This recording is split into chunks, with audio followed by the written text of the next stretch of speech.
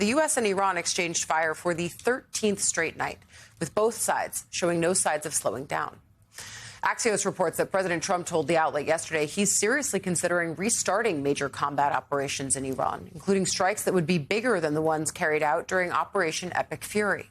Quote, "I'm considering a massive attack, bigger than ever before. I'm close to making a decision. We are all set for it," he said. Trump, however, acknowledged that such a decision would have consequences and stressed he hasn't made a determination yet, again, according to Axios. Meanwhile, as the stalemate continues, the New York Times reports that Iran rejected a U.S. ceasefire proposal presented to them by the Iraqi prime minister. Iranian officials told the Times that it was the only offer on the table and that their government wasn't interested in a temporary deal that left the question of control of the Strait of Hormuz unresolved. That key waterway, of course, remains at the center of the conflict. President Trump yesterday claimed any damage to ships will be paid for with frozen Iranian funds. Iran's foreign minister, for his part, responded that such a move would set, quote, an incendiary precedent. Meanwhile, Yemen's Iran-backed Houthi rebels threatened to block Saudi-linked shipping through the Red Sea, one of the world's busiest trade routes. Another one for us to pay attention to now. The Houthis say they attacked 2 Saudi oil tankers there, with Saudi authorities confirming a fire on one vessel but reporting no casualties. The latest escalation is fueling fears of another hit to global energy markets, with oil briefly topping $100 a barrel as traders worried that further disruptions could choke off key supply routes. President Trump responded on Truth Social, warning that if the Houthis attack ships again, the U.S. would hold Iran responsible and inflict major military punishment on both Iran and the Houthis. Trump called the Houthis a proxy of Iran and said they had been very responsible until this latest attack, urging them not to escalate the conflict further. It comes as the New York Times points out that the number of U.S. troop deaths in the Iran war suddenly appeared lower on the Pentagon website this week, dropping from 18 listed on Wednesday to 14 on Thursday. 3 military officials told the paper that one reason behind that change was that the Trump administration decided to remove 4 service members killed just this past weekend from the list because their deaths occurred after President Trump declared a ceasefire in the war in April. The acting press secretary for the Pentagon, on the other hand, attributed the change to temporary data disruptions on the website that he suggested would be quickly fixed. And they should be. And the House is once again telling President Trump to either end the war in Iran or come to Congress for approval to keep fighting it. Lawmakers passed this non-binding resolution with 4 Republicans joining Democrats in a bipartisan rebuke of the president's handling of this conflict. One of them, Michigan Congressman Tom Barrett, defended his vote, saying, quote, "My position hasn't changed.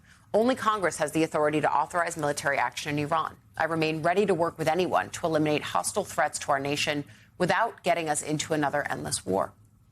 A similar effort failed in the Senate, and the debate's expected to continue when Congress returns in September. They're about to all go on August recess. Senate has 2 more weeks. However, Trump ignored similar rebukes last month when both chambers passed a war powers resolution for the first time since the conflict began in February. Patience might be running short. Polling and campaigns reporter for Politico, Aaron Doherty, is here on set with me.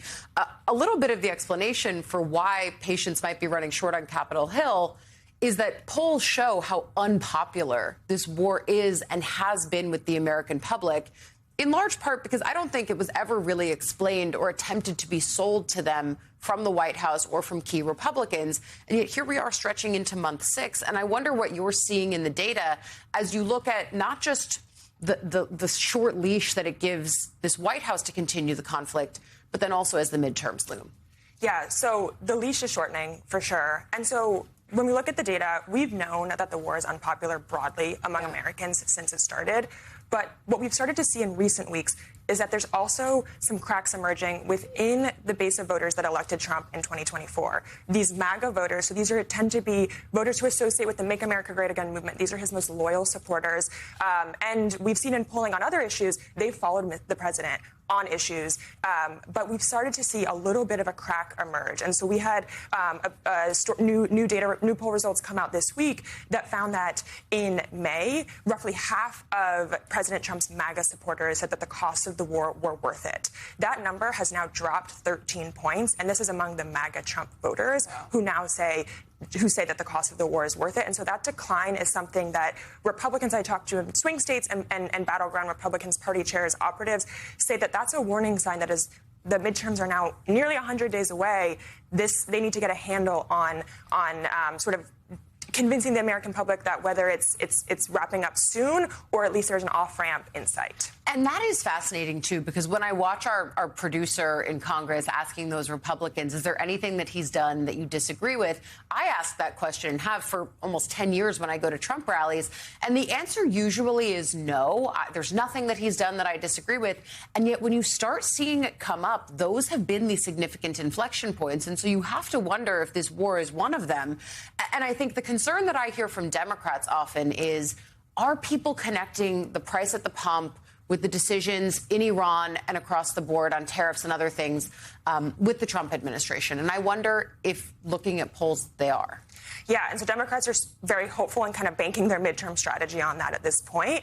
And in a recent poll that we actually have coming on Politico this morning from my colleague Jesse Blazer, we found in the data that 3 in 5 Americans believe that the gas prices are higher than they actually are in their local area, which is really concerning for Republicans as they look ahead to November again and are sort of hoping that, as the president and the White House and his aides try to sort of tout positive economic indicators, they're hoping that, what voters are feeling at the pump or at the grocery store are not sort of shaping their perception of the economy. And this poll sort of suggests that there's still room for messaging to sort of convince voters that either the Iran war is not directly impacting their wallets, as many voters are skeptical of that, and there's time to turn it around. It often feels like when I talk to voters, and this has been sort of the through line when you talk about the economy over the course of the last few years, like vibes are bad, I think is like the terse way of saying it.